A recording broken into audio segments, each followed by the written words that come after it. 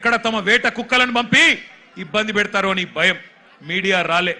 కానీ ఏం చేసింది జెన్జీ యంగ్ జనరేషన్? ఏం చేసింది? ఏ మీడియా గిడియా జాంతా నై, మా సోషల్ మీడియా ఉంది సాలు అని చెప్పి ఇవాళ దేశం మొత్తాన్ని కదిలిచ్చింది. అందుకే అంటా ఉన్న మోడీ గారు, మీరు పెట్టుకోకూడనలతో పెట్టుకున్నారు. ఎవరితోనైతే పెట్టుకోవద్దో వాళ్ళతోనే పెట్టుకున్నావు. నువ్వు కొరివితో తలగొక్కున్నావు. మోడీ గారు జాగ్రత్త పడు. తరం మారుతున్నది, స్వరం మారుతున్నది, నవతరం వరస మారుతున్నది. రాజ్యమా ఉలిక్కి పడు, గుర్తుపెట్టుకో, జాగ్రత్తగా ఉండు. వాళ్ళు అనుకుంటే మొన్ననే నేపాల్లో ప్రభుత్వం కుప్పగూలింది. ఈ పిల్లలు తలుచుకుంటే శ్రీలంకలో బగాయించి అక్కడ ఉన్నోళ్లను ఉరికిచ్చి దేశమవతల దాకా పోయేదాకా విడిచిపెట్టలేదు. కాబట్టి ఎవరితో పెట్టుకోవద్దో మోడీ గారు, వాళ్ళతోనే పెట్టుకున్నావు. వాళ్ళ అహం మీద కొట్టినవి ఇయ్యాల. ఏమడుగుతున్నారయ్యా వాళ్ళు మాట్లాడితే ఒకడు టెర్రరిస్టులు వీళ్ళు అంటాడు, ఒకడేమో ఖలిస్తాన్ వాళ్ళు అంటాడు, ఒకడేమో అర్బన్ నక్సలైట్లు అంటాడు, ఒకడేమో దేశద్రోహులు అంటాడు, ఒకడేమో పాకిస్తాన్కి వెళ్ళి ఫండింగ్ వస్తుంది అంటాడు. పనికి మాలిన మాటలు మాట్లాడతారు. ఇవాళ పిల్లలు చెప్తుంటే ఆ కథలు, ఢిల్లీలో వాళ్ళు మాట్లాడుతున్న మాటలు వింటే నిజంగా మనిషి అనే వాడెవడైనా ఉంటే కేంద్ర ప్రభుత్వంలో ఈ పాటికే పోవాలా, కూర్చోవాలా, మాట్లాడాలా. వాళ్ళ దగ్గర ఏమి డిమాండ్స్ ఉన్నాయో పిలిచి మాట్లాడి బుదిరెక్కిచ్చి అట్లా కాదమ్మా ఇట్లా అని చెప్పి సంజాయించి ఎట్లా బాగు చేస్తాం దేశాన్ని చెప్పాలా. కానీ కేంద్ర ప్రభుత్వంలో ఉన్న వాళ్లకు ఇవాళ ఆ పరిస్థితి లేదు. మోడీ గారు ఒక్కటి గుర్తుపెట్టుకోండి, ఇదే తెలంగాణ గడ్డ మీద 50 ఏళ్ల కిందట ఒక యువకుడు ఒక మాట అన్నాడు. ఆనాటి తరం యువకుడు, ఆనాటి యంగ్ జనరేషన్ కి సంబంధించిన నాయకుడు ఒక మాట అన్నాడు, జీనా హై తో మర్నా సీఖో, కదం కదం పే జీనా హై తో కదం కదం పే జీనా హై తో మర్నా సీఖో, కదం కదం పే లడ్నా సీఖో అన్నాడు. అందుకే మోడీ గారు గుర్తు చేస్తా ఉన్నా మీకు, ఈ జనరేషన్ సావుకు భయపడే జనరేషన్ కాదు. ఈ జనరేషన్ నీ ఉడత ఊపులకి, నీ ఐటీకి, ఈడీకి, సిబిఐకి భయపడే జనరేషన్ కాదు. వాళ్ళు ఇవాళ కోపం మీద ఉన్నారు. నేను మొన్న చెప్పినా మళ్ళా చెప్తున్నా, కోపం మీద ఉన్నారు. పొట్టు ఆకలి మీద ఉన్నారు. వాళ్ళు మెట్టు ఎక్కుతారు, నిన్ను నీ ప్రభుత్వాన్ని తొక్కుతారు. యాదికి పెట్టుకో, ఈడ్చిపెట్టరు.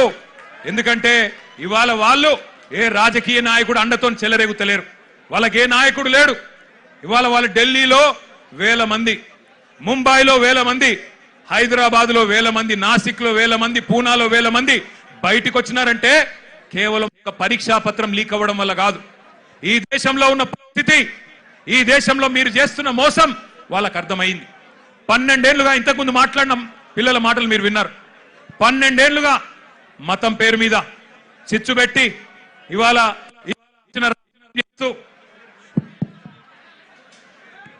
ఇష్టం వచ్చిన వ్యవహారం చేస్తూ, మతం పేరు మీద రాజకీయం చేస్తూ మీరు ఏ రకంగా తప్పించుకుంటున్నారో, ఏ రకంగా అసలు పని చేయకుండా ఎట్లా ప్రజల్ని మోసం చేస్తున్నారో ఇలా వాళ్ళకి అర్థమైంది. మీరే కదా చెప్తిరి సంవత్సరానికి 2 కోట్ల ఉద్యోగాలు ఇస్తా అని చెప్తివి. 12 ఏళ్ళే, మరి ఇప్పటికి 24 కోట్ల ఉద్యోగాలు రావాలి. వచ్చినాయా 24 కోట్ల ఉద్యోగాలు? అందుకే రోడ్డు మీదకి వచ్చిన ఒక ప్రశ్నాపత్రం లీక్ అయి మాత్రమే కాదు, ఒక నిరాశ, ఒక నిస్పృహ. ఇంతకుముందు అమ్మాయి ఎంత బాగా అన్నది, మేము మేక్ ఇన్ ఇండియా అడిగినాం, నువ్వు లీక్ ఇన్ ఇండియా ఇచ్చినావు. మేక్ ఇన్ ఇండియా ఎక్కడో పోయింది, లీక్ ఇన్ ఇండియా వచ్చింది, గిదా నువ్వు చెప్పింది అని చెప్పి ఆ అమ్మాయి ఎంత చక్కగా మాట్లాడింది మీరు విన్నారు. అట్లాగే ఇవాళ అడుగుతున్నారు జవాబుదారితనం. ఏమంటున్నారు? అయ్యా మీరు మంత్రులు అయినరు, ఎంపీలు అయినరు, మీరు పెద్ద ప్రధానమంత్రులు అయినరు, కానీ మేము మీ సీట్లు అడుగుతలేము. జవాబుదారీతనం. ఒక ప్రశ్నాపత్రం లీక్ అయితే, దేశంలో మీరు ఇచ్చిన ఒక్క హామీ నెరవేరకపోతే మేము అడగద్దా, అడుగుడే తప్పైందా అని అంటా ఉన్నారు. వాళ్ళు న్యాయం అడిగితే మీరేం చేస్తున్నారు? రాజ్యం హింసకు దిగుతున్నది. పోలీసు వాళ్ళు, ఐపీఎస్ ఆఫీసర్లు ఆడపిల్లలను చెంప మీదకి కొడతా ఉన్నారు. పోలీసు వాళ్ళు లాఠీలతోనే ఆడపిల్లల్ని కొట్టకూడని చోట కుల్లబొడుస్తా ఉన్నారు. ఇవన్నీ వీడియోలు ఉన్నాయి, నేనేదో ఊరికే చెప్పట్లేదు.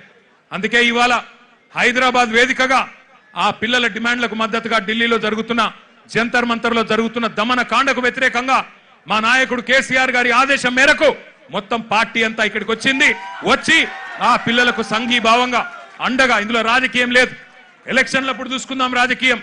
ఆ రోజు ఎవరు ఎక్కడ కూర్చోవాలో ప్రజలు నిర్ణయిస్తారు. కానీ ఇవాళ మేము అడుగుతున్నది ఒకటే, ముందుగా ఎడ్యుకేషన్ మినిస్టర్ ధర్మేంద్ర ప్రధాన్ రాజీనామా చేయించండి. చేయించాలనే వాళ్ళు గట్టిగా చప్పట్లు కొట్టి చెప్పాల, గట్టిగా చప్పట్లు కొట్టాల. రెండవది, ఆ పిల్లల మీద పెట్టిన కేసులు చాలా మంది పిల్లల్ని దేశవ్యాప్తంగా కేసులు పెట్టినారు. బేషరతుగా పిల్లలకు క్షమాపణ చెప్పి కేసులు వెంటనే ఎత్తేయాలని చెప్పి గట్టిగా చప్పట్లతో మరి కేంద్ర ప్రభుత్వాన్ని డిమాండ్ చేద్దాం. ఇంకొద్ది గట్టి కొట్టాల చప్పట్లు. పిల్లల మీద పెట్టిన కేసులు